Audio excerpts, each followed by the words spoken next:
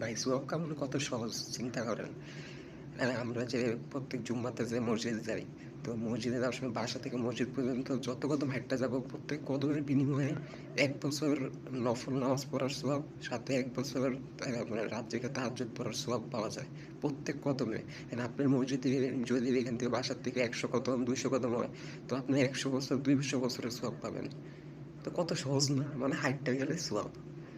আর এদিক দিয়ে আমরা এলাকায় একটা বান্দর আছে যে বাইক লেগে যাবো, এবার এনতে এনে মসজিদ বাইক লে বুরুম বুরুম করে চালা যায়, শহরে দেখায় দেখায় যায়, মানে কি এমন হয়ে গেছে একেবারে বাইক টোলে বেড়ে তুইব।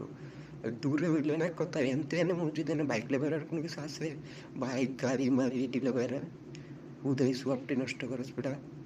যে আজকে শুক্রবার আছে, আজকে সবাই গোসল মোসল করে সুন্দর মতো হাইটটা মসজিদে যাও, সোয়াবটাও কামাই দিব, নামাজটা পড়লেও সবাব দেবো। অন্যান্য সময় তো নামাজ পড়ছি না, অ্যাটলিস্ট এই শুক্রবারটাতে নামাজটা পড়, অন্যান্য সময় নামাজ পড়ার ট্রাই করিস, হাইটটা যা হাইটটা একটু সোয়াব অর্জন করে যা। আল্লাহ হাফেজ।